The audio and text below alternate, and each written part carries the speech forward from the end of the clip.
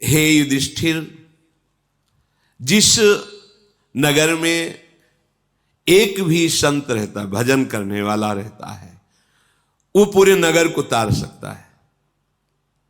निकलते उठते हुए जय सिया राम, राधे श्याम, जो भी नाम उच्चारण, देखो संत महिमा देखो। आप कहीं भी स्थिति में हो, किसी भी संसारिक स्थिति, सामने साधु दिखाई दे, अगर थोड़ी भी आस्तिकता है तो भले उपहास हो, ए बाबा राधे राधे, राधे राधे भैया। 2 बार तुमने बोला, 2 बार उन्होंने कहा, 4 बार कान में नाम पड़ा, 4 बार मंगल हो गया। एक साधु जहां है, उसने धन्य है वो भूमि जहां साधु वास करते हैं, भजन करने वाले वास करते हैं। प्रजा की रक्षा करने वाला जैसे राजा होता है, ऐसे राजा और प्रजा दोनों की रक्षा करने वाला साधु होता है। इसीलिए पूर्व में जैसे देवराज इंद्र तो ऊपर भगवान बृहस्पति जी, महाराज विदेहराज जनक तो सदानंद जी, चक्रवर्ती सम्राट दशरथ जी तो ऊपर सिंहासन पर वशिष्ठ जी। जहां भी देखो राजा के ऊपर महाराजा बैठा मिलेगा, एक साधु बैठा मिलेगा जो राजा और प्रजा दोनों की रक्षा करता है। मार्कंडे जी कह रहे हैं, प्रजा की रक्षा करने वाला जैसे धार्मिक राजा होता है, तो प्रजा और राजा दोनों की रक्षा साधु से होती है। ये संत जन जो भजन करते हैं ना, तो जिसके राज्य में भजन करते हैं उस राजा को, उस राज सैनिकों को अपने आप उनका भजन का हिस्सा जाता है। क्योंकि हम सुरक्षित, अगर हमारे राज सैनिक और हमारे जो शासन विभाग वो रक्षा न करें, तो जो क्रूर कर्मा लोग हैं वो भजन न करने देंगे, शांति भंग हो जाएगी, मनमाना आचरण करेंगे तो कैसे भजन कर सकते हैं। उनकी सुरक्षा है। जहां हम खड़े भी नहीं हो सकते, हमारी सामर्थ्य नहीं है, वहां वो अत्यंत कष्ट सह करके पहाड़ों पे जहां ऑक्सीजन सही नहीं मिल रहा, भीषण बर्फबारी हो रही, वहां वो खड़े हैं केवल हमारी सुरक्षा के लिए, कि हमारे देश के अंदर कहीं कोई ऐसा अपवित्र भाव वाला, हिंसक भाव वाला कोई प्रवेश न कर जाए, हमारे देशवासी सुरक्षित रहें। तो चाहे गुफा में भजन करो, चाहे समाज में भजन करो, भजन का हिस्सा उनको पहुंचता है, क्योंकि वो रात दिन सुरक्षा में लगे हुए हैं। तो वो कह रहे हैं कि जैसे प्रजा की रक्षा राजा करता है, ऐसे राजा और प्रजा दोनों की रक्षा साधु करता है। जिस नगर में, जिस गुफा में, जहां भी संत भजन कर रहे हैं, ये न समझे कि इनका तो जीवन बेकार, समाज के काम नहीं आ रहे। नहीं, उनका किया हुआ भजन अपने आप विभाजित होता है। भिक्षा देने वाले को, वस्त्र देने वाले को, वास व्यवस्था करने वाले को, प्रणाम नमस्कार करने वाले को, राजा को, राज्य शासन विभाग को वो जाता है, तभी तो मंगल होता है। ये जो बड़े पापाचरण होने पर भी सर्वनाश की स्थिति नहीं आती, उसका कारण ये भजन, जिस दिन भजन करने वाले महात्मा अंतर ध्यान हो जाएंगे, हाहाकार मच जाएगा। क्योंकि फिर दैवी शक्तियां अपने आप, जब वर्षा होनी तब होनी नहीं है, जब नहीं होनी चाहिए तब होनी है, फसल पकी खड़ी है, ओले गिर रहे, मतलब हर प्रकृति उल्टी हो जाती है। पृथ्वी में बड़े तीर्थों का वर्णन किया गया है, पर जो नाम जापक उपासक हैं, नाम कीर्तन करते हैं, भगवत चरणारविंद के आश्रित हैं, इनके जैसा कोई तीर्थ नहीं। मुद मंगल में संत समाजू, जो जग जंगम तीर्थ राजू। ये चलते फिरते तीर्थराज प्रयाग हैं। दरस परस अगनास, बास निज संग करो दिन, तीन मुख हरिजस सुनत, श्रवण मानोनत। इनके दर्शन से, इनके स्पर्श से, इनके संभाषण से, इनके वचनों के सुनने मात्र से बड़े बड़े पाप नष्ट हो जाते हैं। पुण्य तीर्थों का बहुत वर्णन है, जहां स्नान दान और नियम पूर्वक करने पर उसका फल मिलता है। पर जो नाम कीर्तन करने वाले हैं, नाम जप करने वाले हैं, भगवद आश्रित जन है, इनके दर्शन से, इनके स्पर्श से, इनके वार्तालाप से जैसी पवित्रता होती है, वैसी तीर्थों से नहीं। तीर्थी कुर्वन्ति तीर्थ, ये तीर्थों को भी पावन कर देते हैं। गंगा अवतरण प्रसंग में आता है, भगीरथ जी से भगवती गंगा जी कहती है कि माना कि महादेव जी अपने जटाओं में रोक लेंगे, पर भूतल में जब मैं जाऊंगी तो पापाचारी लोग मेरा स्पर्श करेंगे, अवगाहन करेंगे, मैं मलिन हो जाऊंगी, तो मेरे को पावन कौन करेगा। तब भगीरथ जी ने कहा, जो साधु हैं, समदर्शी हैं, शांत हैं, निरंतर भगवत परायण हैं, वो हे गंगा जब आपका स्पर्श करेंगे तो आप निष्पाप हो जाओगी। हाँ, गंगा पापम शशि तापम दैन्यम कल्प तरुष तथा पापम तापम तथा दैन्यम हरति साधु समागमा। मात्र एक संत संग से तीनों काम हो गए। गंगा जी पाप का नाश करती, चंद्रमा शीतलता प्रदान करके ताप का नाश कर, ये सब ताप पाप दरिद्रता जैसे कल्पतरु दरिद्रता नष्ट करता है, साधु संग दरिद्रता नष्ट कर देता है। क्या? जब आपको भगवान नाम में प्रीति होगी तो आप सबसे बड़े धनी हो गए। कबीरा सब जंग निर्धना, धनवंता नहीं कोई, आप धनवान हो गए। राधा राधा राधा परम धन राधा नाम, तो खत्म हो गई दरिद्रता, घिघियाना, बार बार विषय भोगों की याचना करना और दैहिक दैविक भौतिक ताप। जहां भगवान का चिंतन, भगवान की लीला कथा, वहां इनका प्रवेश ही नहीं होता। नाम जब चल रहा है, अब कौन पाप ताप तुम्हें छू सकता है? तो कह रहे तीर्थों का बहुत वर्णन है शास्त्रों में, पर यदि कहीं भगवत आराधक संतों का संग मिल जाए, नाम कीर्तन हो रहा है, नाम जप हो रहा है, भगवत कथा हो रही, बोले तत्काल निष्पाप कर देता है। तत्काल संत दरस जी में पातक टरे। बड़े भाग से जब संतों का संग मिलता है, बस वहां अभिमान न करे, वहां ज्यादा अपनी बुद्धि न चलावे, भगवत भाव से बड़े भाग्य मिले, आज मुझे संत समागम मिला, ऐसा। साधु संग मपूतेन वाक्य भाषित वारिणा पवित्रीकृत मात्मानम संतो मन्यन्ति नित्यशः। मार्कंडेय जी महाराज श्री युधिष्ठिर जी से कहते हैं कि सत्संग से जैसी पवित्रता आती वैसी कहीं से नहीं। पर एक फिर बात, डिबिया में ही पारसमणि रखी हुई है, कहीं दूर नहीं, और डिबिया लोहे की है, पर बीच में रुई का पर्दा है, त्रिकाल में भी सोना नहीं बन सकती। नहीं तो स्पष्ट लिखा हुआ है सेवकवाणी में, आलय बन बसत संग पारस के आयस माने लोहा कनक समान भयम। लोहे ने कौन सी तपस्या की भाई, कौन सी साधना की? पारस के स्पर्श मात्र से सोना बन गया। पारस ये देखती है क्या कि उत्तम आचरण करने वाले घर का सोना लोहा है, या ये किसी हिंसात्मक वृत्ति करने वाले के घर का लोहा है? नहीं देखती, बस छूते ही दोनों को सोना बना देगी। पारस गुण अवगुण नहीं चितवत, कंचन करत खरो, तुरंत उसे सोना बना देगी। पर रुई का पर्दा, कपट का पर्दा, अहंकार का पर्दा फिर पास रहते हुए भी नहीं हो पाएगा पक्का। इसलिए समझो, आपको अगर वृंदावन धाम मिला है, महापुरुषों की वाणी सुनने को मिले, ये साधु संग मिला है, कहां बैठे हो? मतलब कितने आनंद का विषय है कि प्रभु ने मुझे अपना माना, कैसा संग दिया। केवल रहने से, सुनने से आपके हृदय में भक्ति अंकुरित हो जाएगी। यहां तो भक्ति नृत्य कर रही है। भगवत प्राप्ति वृंदावनवासी के लिए कोई प्रश्नवाचक बात है क्या? नहीं, जय रेणु पर मरिबो मंगल है, हम शरीर झूठा कुछ नहीं किया, पूरे जीवन गृहस्थी में रहे।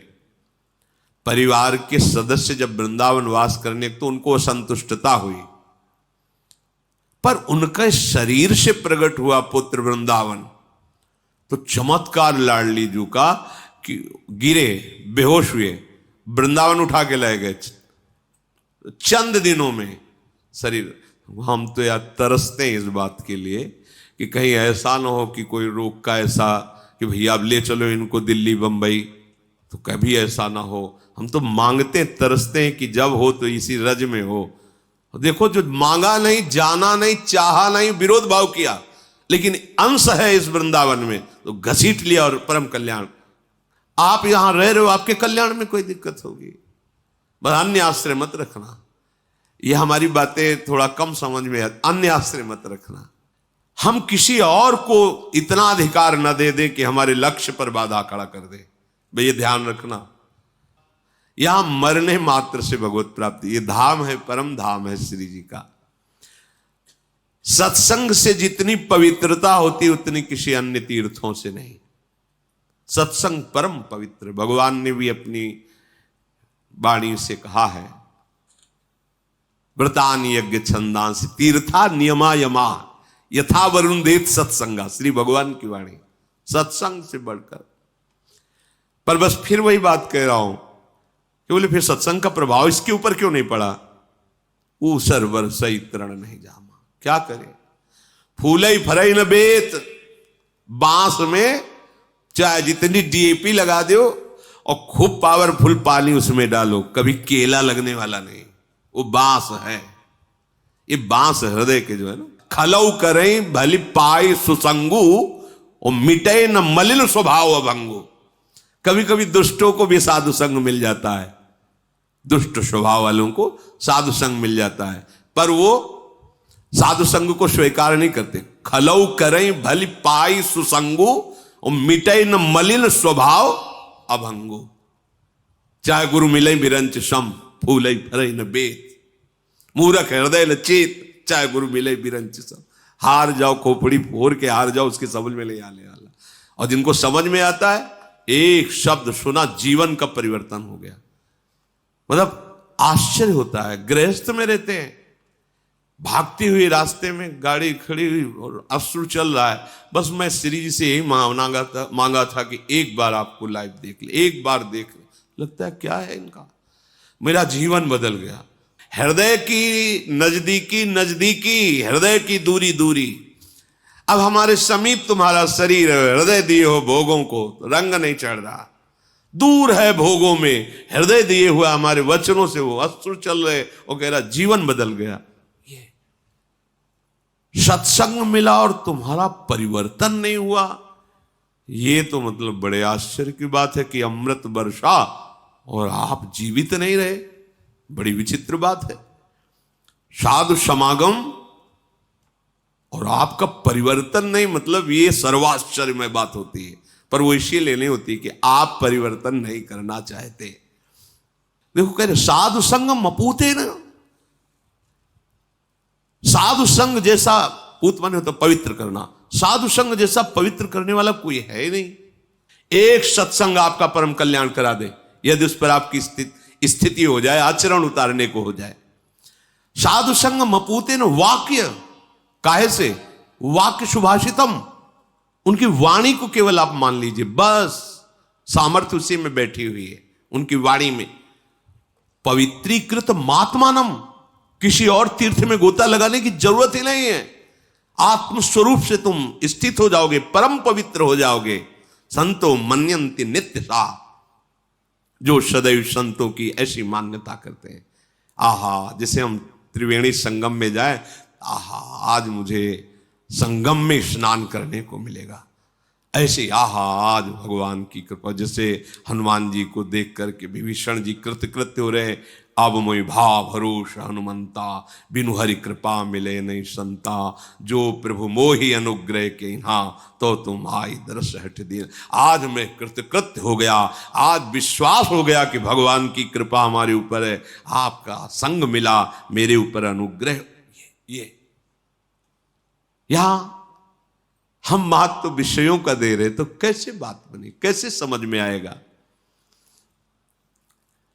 त्रिदंड धारणम मौनम जटाभारोथ मुंडनम वलकलाजिन संवेष्टम व्रतचर्याभिषेचनम अग्निहोत्रम वनेवासः शरीर परिपोषणम सर्वाण्येतानि मिथ्या सूर्यदि भावो न निर्मला।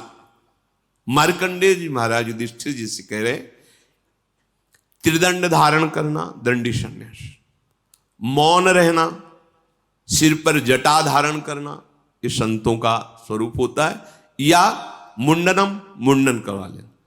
ये दो ही बातें शास्त्र में आदेश दी गई हैं। दाढ़ी बनी हुई है, मुछ बनी हुई है, बाल रखे हुए हैं, ऐसा नहीं कहा गया। कभी दाढ़ी उसके आगे बढ़ी ही नहीं, बराबर 12 महीना वो एक ही जगह, जैसे सनक सनंदन 5 वर्ष के ही रहते हैं, ऐसा भी नहीं है। इनका काम है बढ़ना। तो कैंची से सेटिंग करना ये हमारे साधु सिद्धांत में नहीं है, यह आदेश है।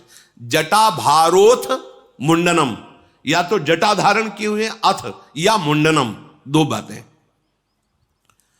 शरीर में वस्त्र या वल्कल या मृग चर्म लपेटे रहना, और उत्तम व्रतों का आचरण करना। उसे तो त्रिकाल स्नान का आदेश है, पर 2 काल तो करना ही चाहिए, एक प्रातः और एक सायं, दोनों काल प्रायः सब साधक करते हैं। वन में रहना और शरीर को धर्म से चलाने के लिए इतना आहार देना जिससे बस धर्म से ही चले, ये सभी महान कार्य है। पर यदि भाव शुद्ध ना हो, भाव शुद्ध, दिखावा, दम, नाटक, पाखंड, किसी अन्य, वो अंदर की बात है, अन्य में दूसरा प्रभावित होकर मेरी जटा को देखकर, मेरे भेष को देखकर, या मेरे मौन को देखकर, या मेरे फलाहार को, आदि आदि, तो कह रहे हैं कि वो मिथ्या स्यूर यदि भावो न निर्मला, निर्मला भाव हम अपने आचार्य परंपरा के अनुसार, अपने गुरुदेव के द्वारा दी हुई उपासना पद्धति, उसके द्वारा हम भगवत प्राप्ति करने के भाव में तुम्हारी निंदा करो या तुम वंदना करो, तुम्हारा विषय, किसी दिखावे के लिए नहीं। अगर ये सब केवल दिखावे के लिए हो, दूसरों के लिए हो, भाव अशुद्ध इसी को कहा जाता है, तो बोलो सब व्यर्थ हो जाता है। सर्वाणेतानि मिथ्या स्यूर यदि भावो न निर्मला, यदि ये सब भगवत प्राप्ति के लिए नहीं है तो सब पाखंड हो जाता है, मिथ्या हो जाता है। चक्षु आदि इंद्रियों को आहार छोड़ देना कठिन माना जाता है। जैसे अब हमें इधर उधर नहीं देखना है, भोजन नहीं पाना, ऐसा ऐसा बड़े कठोर नियम। 6 विषयों का शब्द, स्पर्श, रूप, रस, गंध आदि, जो भले जो खान पान में षड्रस व्यंजन, ये सब भले त्याग दिया है, परंतु हम उसे त्याग नहीं कहते हैं। हम त्याग कहते हैं भाव की शुद्धि को। मार्कंडेय जी कह रहे हैं भोजन छोड़ दिया, ये छोड़ दिया, वो छोड़ दिया, और आपका भाव शुद्ध नहीं है, भगवत प्राप्ति का भाव नहीं है। बस एक ही भाव शुद्धि, भगवत प्राप्ति। इसके अलावा सब फिर निम्न कोट, लोकांतर की चाह भी उसे इस कोट का भाव शुद्ध नहीं कहते, क्योंकि फिर आना ही पड़ेगा। तो शुद्ध भाव का मतलब है श्री भगवान का हमें सानिध्य मिल जाए, भगवत प्राप्ति हो जाए। तो बिना शुद्ध भाव के ये सब व्यर्थ हो जाता है। जो मन, वाणी, क्रिया और बुद्धि के द्वारा पाप नहीं करते हैं, खाते पीते आराम से सोते जागते भजन, वो परम गति को प्राप्त। ज्यादा पसीना चुहाने की जरूरत नहीं, बात समझिए। ये पापानि न कुर्वन्ति मनोवाक कर्म बुद्धि भी ते तपन्ति महात्मानो न शरीरस्य शोषणम। शरीर को सुखा दिए, खाना पीना बंद, सब नहीं। बिल्कुल समझो, महापुरुष हैं श्री मार्कंडेय जी। मन से बुरा नहीं सोचना, गलत आचरण नहीं करने, वाणी से हम किसी को ऐसा, और क्रियाएं अशुद्ध नहीं, आराम से उचित आहार विहार, उचित निद्रा। भगवान ने आदेश किया है युक्ताहार विहार से युक्त कर्म सुचेष्ट, उचित कर्म करते हुए, उचित धीरे धीरे जितना जीवन है वो भगवत प्राप्ति। इसमें उतावला हो कि ऐसे ये सब। ते तपन्ति महात्मानो न शरीर से शोषणम, शरीर का शोषण करने से बात नहीं बनती। बहुत कष्ट दे रहे शरीर को, तो तप लोग भले चले जाओ, भगवत प्राप्ति नहीं होगी। बात समझो। ऐसे क्या होगा, शरीर भाव खत्म हो जाएगा। जब सहज में चलोगे ना तो शरीर भाव ही खत्म हो जाएगा, और तब करोगे ना तो इसमें ध्यान रहेगा, तो आपकी तपस्या तो होगी पर शरीर भाव बना रहेगा। तो बात कैसे बनी, ब्रह्म भाव प्राप्त करना है, बहुत समझना। इसीलिए ये जो वृंदावन उपासना है बड़ी सरल उपासना। ध्रुवदास जी ने सिद्धांत विचार लीला में कहा कि माखन से माखन मिले तो ठीक होता है, कठोर नहीं। ये जो कठोर उपासना, उससे हृदय कठोर हो जाए, हमारी प्यारी जू के लायक नहीं रहता। तो प्यारी जू के लायक खूब नाम लीला गायन करो, जो प्रसाद मिले उसे खूब भाव से पाओ। मेरी प्यारी जू ने पाया, जब नींद लगे तो उचित समय विश्राम कर लो। बस ए पापानि न कुर्वन्ति मनो वाक कर्म बुद्धि भी, ये बात समझना है।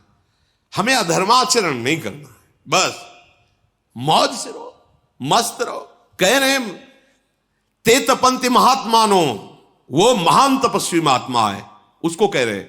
आगे कह रहे न शरीरस्य शोषणम, आग में, आसपास, जल में, यहां जो कह रहे हैं स्पष्ट कह रहे हैं, शरीर को कष्ट देना, शरीर का शोषण करना मना कर रहे हैं।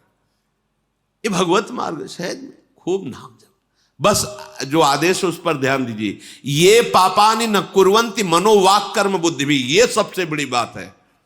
कई बार सत्संग में कहा है कि बाहर से आग ताप लेना सहज है, लेकिन जब काम जलाता है, आंख क्रोध जलाता है, उसको जो सह गया वो सबसे बड़ा तपस्वी है। अच्छा, ये जलाते कितनी देर है? अगर हम इनको आश्रय न दो, आग में फूस मत डालो, एक बार जो जली इसके बाद राख हो जाएगी। ऐसे ही काम में है। अब जहां काम वेदना प्रकट हुई तो तुम फूस क्या पेट्रोल डाल देते हो और भभक जाता है। आग में अगर आप पेट्रोलियम डालेंगे शांत हो, राधा राधा। अगर तत्काल शांत करना है तो पानी डाल दो आग में, तत्काल। भव जल निधि को नाव काम पावक को पानी।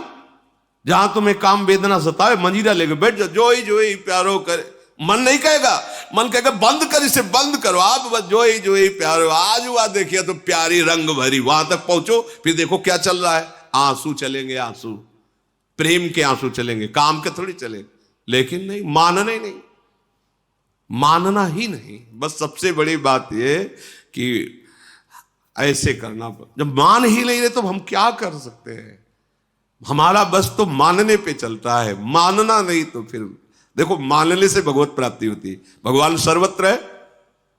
हिरण्यकश्यप कह रहा कहां तेरे भगवान? प्रहलाद जी का मानना पक्का, बोले खंबे में जिसमें मुझे बांध रखा है, इस खड्ग में जिससे तू मुझे मारना चाहता है, तेरे में है, मेरे में है वो सर्वत्र है। कहां भगवान प्रकट हो गए नरसिंह खंबा फाड़ के। मानो मानो, मानने से बात बन जाएगी। जिसने बहुत ध्यान दे, बड़े महापुरुष हैं, बड़ी सुंदर चर्चा है।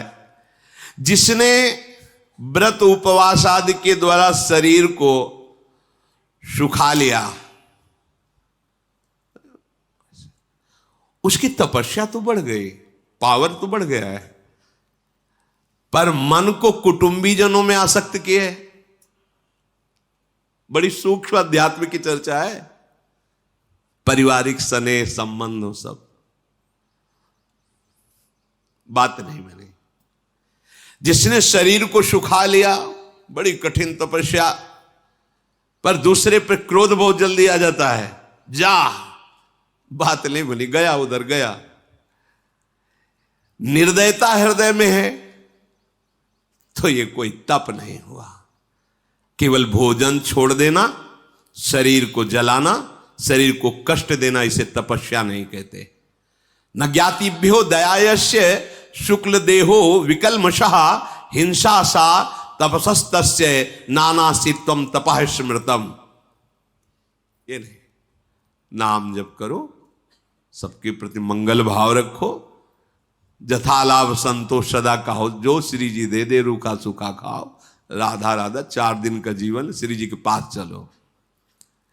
ये होता है नई नई अवस्था में ना, होता है ऐसा कि अब सावन भर केवल जल से रहेंगे, फिर ये रहेंगे, वो चिंतन केवल दूसरे को रोटी खा के देख के लगता है कितने दिन रह गए, शनिवार रविवार अमुक अमुक, अच्छा फिर रोटी जैसे उपा कहीं। तो अब क्या चिंतन क्या हो रहा है? दाल रोटी, अरे चुपचाप 2 रोटी और दाल खा और राधा राधा चिंतन कर। श्री सनकादि जी ने भागवत के विषय में जब वर्णन किया कि कैसे, तो उनका हो सके तो भाई उपवास करके करे, पर अगर उपवास करने से चिंतन अन्न का हो तो अन्न पा लेना चाहिए। अगर फल पाने से तुम्हारा भगवत चिंतन, तो फल पा के रह लो। वहां खास बात कही कि तुम जो भागवत सुनते हो उसका चिंतन होना चाहिए। अगर चिंतन रोटी दाल फल फूल को तो पहले पा लो उसे। भजन में बैठना है, बोले 11 माला हो जाए तभी पानी पिएंगे और तभी भोजन। उधर खुशबू आ रही हलवा बनने की, घर में बाल भोग बन रहा है, तो पहले ऐसा करो माला रख दो, पहले हलवा भोग लगाओ, पालो, फिर चैन से माला जपो, तो चिंतल तो बनेगा। लगे हर गुड़िया में चिंतल हलवा का होगा कि गरम गरम, वो तो पा रहे हैं यार, जल्दी हो जाए 11 पूरा। बस समझो, उपासना का मतलब है आंतरिक चिंतन।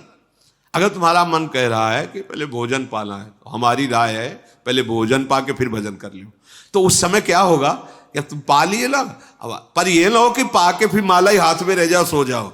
हाँ, ये भी ध्यान रखना है, हमारा लक्ष्य चिंतन है कि तुम्हारा चिंतन न घसीटने पावे, जो तुम चेष्टा कर रहे हो भजन की उसका चिंतन होना चाहिए। तो जिसने व्रत उपवास आदि के द्वारा शरीर तो सुखा लिया पर परिवार में मोहासक्त है, स्नेह रखता है, बात गड़बड़। जिसने शरीर को तो सुखा लिया है पर दूसरों पर दया भाव नहीं है, जरा से उसमें वही साप और वरदान वाली बातें, ये नहीं। और ये होता है जब अपना तप बल होता है ना, तब फिर ये होता है कि अच्छा तुम ऐसे वैसे समझते हो क्या, फिर हम तुम्हें दिखाएंगे। तो ये तो है, दिखा तो देखो, लेकिन तुम नहीं देख पाओगे जो देखने के लिए चले हो। अगर तुम्हें देखना है तो तुम्हें आंख मूंदनी पड़ेगी, पिटना पड़ेगा, चुपचाप चलना पड़ेगा। ये वो मार्ग है।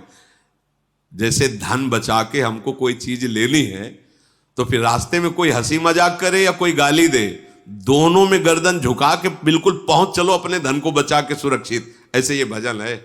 चाहे तो प्रणाम करे तो नजर झुका के निकलो, और गाली दे तो नजर झुका, अपने भजन को बचा लो। जो निरंतर, बहुत ध्यान देने योग्य बात अब कह रहे गृहस्थ के लिए, तिष्ठन गृहे चैव मुनिर्नित्यं शुचिरलंकृतः यावत् जीवं दयावांश्च सर्व पापैः प्रमुच्यते। गृहस्थ में रह करके भी, घर में रह करके, निरंतर घर में रह करके भी वो मुनि ही है जो ऐसा करता है। क्या? अपने घर में रह करके सद्व्यवहार और धर्मयुक्त आचरण। जैसे गृहस्थ है, बस अगर काम भाव हो तो अपनी पत्नी से है, वो भी धर्मयुक्त। पत्नी है तो अपने पति से ही है। अन्यत्र पूरे विश्व में कहीं ये प्रायः रहता था, पहले प्रायः रहता था। मतलब ये तो स्वभाव में गांव में बैठा रहता था। मतलब ने तो इतना देखा है कि जैसे बहू आदि घर में है, तो जो घर के बड़े जन हैं अगर किसी काम से जाते हैं कई आवाजें दे के अंदर की, मतलब सावधान हम अंदर आ रहे हैं ऐसा। और छोटे भाई की बहू है, बड़ा भाई जा रहा है, बिल्कुल उसके वस्त्र अगर छू जाए तो अपने को अपराधी समझते थे कि गलती हो गई, वो छोटी बहू के कपड़ा छू। ऐसा पवित्र भाव, इतना बस आपका कार्य दिखाई दे। और कभी ऐसे कह के बात ना तो बड़े बुजुर्ग जन करते थे और ना बड़े भाई जन करते थे। बहुत उससे क्या परम पवित्रता। अब उसको मजाक माना जाता है, यहाँ तो घूंघट किस काम का। एक वो पवित्र व्यवहार, जिस पवित्रता का आपको ज्ञान नहीं, उस पवित्रता का व्यवहार। घर में गृहस्थ में रहते हो, आप मुनि माने जाओगे यदि अपनी पत्नी से ही केवल काम भाव, अपने पति से ही केवल काम भाव, और यही ही आपको भगवत प्राप्ति करा देगा। विषय सेवन करते हुए भी भगवत प्राप्ति करा देगा। पर ऐसा नहीं, उसके भी नियम लेने चाहिए। मनमानी आचरण वहां भी नहीं करना चाहिए। नहीं तो जब शरीर ही क्षीण रहेगा तो धर्म कार्य क्या, गृह कार्य नहीं कर पाओगे। आपके अंदर आलसी वृत्ति, प्रमाद वृत्ति बनी रहेगी। और भागवतिक सद्गुणों को धारण करना, नाम जप करना। हमने ऐसे भी घर देखे, रोज शाम के कथा होती, नाम कीर्तन होता, पत्नी पुत्र परिवार बैठकर ठाकुर जी का ऐसे सिंहासन। तो धन्य है इनका जीवन, गृहस्थ होते हुए सब अपने अपने कार्य से निवृत्त होके आए, शाम के सब स्नान करके ठाकुर जी को फूलों से श्रृंगारित करके नाम कीर्तन कर रहे हैं, आरती कर रहे हैं, जय घोष लग रहा है, प्रसाद थोड़ा भोग लगाया, अगर कोई बाहरी भी है तो उनको दे दिए। ये कितना मंगलमय जीवन। जीवन भर ये ध्यान रखा कि कभी हमसे पापाचरण ना हो जाए, गृहस्थ धर्म में कभी पापाचरण ना हो जाए। और आए हुए को कभी भूखे नहीं जाने दिया, अपने घर में आए हुए को कभी। ऐसे भी कई जन देखे, बहुत श्रद्धा, साधु वेश में नहीं, अगर कोई भी भूखा आ जाता है दरवाजे पे बैठा रहा, तुरंत बना के भोजन दिया, आप आए, अतिथि धर्म। हम उसे मुनि ही मानते हैं और घर में रहते हुए समस्त पापों से मुक्त हो जाता है। जो गृहस्थ है अपने पति पत्नी में ही केवल अनुराग रखता है, अन्य भाव, गंदा भाव किसी के प्रति नहीं रखता। आओ ये अतिथि साधु महात्मा का सेवन, घर में ठाकुर सेवा, नाम कीर्तन, भगवत चर्चा बैठ करके करना चाहिए। कभी कोई सुना रहा है, कभी कोई सुन रहा है, कभी कोई सुना रहा है, कोई न कोई शास्त्र 10-5 मिनट ही सही होना चाहिए, 10 मिनट ही कीर्तन सही। प्रत्येक घर में कीर्तन मात्र से आपके घर में कोई आसुरी प्रवृत्तियां प्रवेश नहीं कर पाएंगी, कोई भूत प्रेत प्रवेश नहीं कर पाएगा, कोई आपके टोटका नहीं कर पाएगा। जैसे डर लगता है ना, कोई किसी ने कुछ कर दिया, क्या हमारे घर में कुछ नहीं होगा, खूब जोर से राधे राधे चिल्लाओ, खूब कृष्ण कृष्ण नाम कीर्तन, जहां तक आवाज जाएगी परम मंगल, कोई प्रवेश नहीं कर सकता ऐसा जो आपका अनिष्ट कर सके। मार्कंडेय जी कह रहे मैं उसे मुनि ही मानता हूं, गृहस्थ में रहते हुए भी उसको कह रहे मैं उसे मुनि ही मानता हूं। भोजन छोड़ देना, बाहरी कपड़े उतार के फेंक देना, देश परिवर्तन कर लेना, ग्राम परिवर्तन खास बात नहीं है। हम अपना उद्देश्य परिवर्तन करें और जैसी हमें भगवान ने व्यवस्था दी उस व्यवस्था में संतुष्ट रहते हुए धर्म पूर्वक चलें, खूब नाम जप करें, यही हमारे जीवन को परम आनंद में डुबो देगा।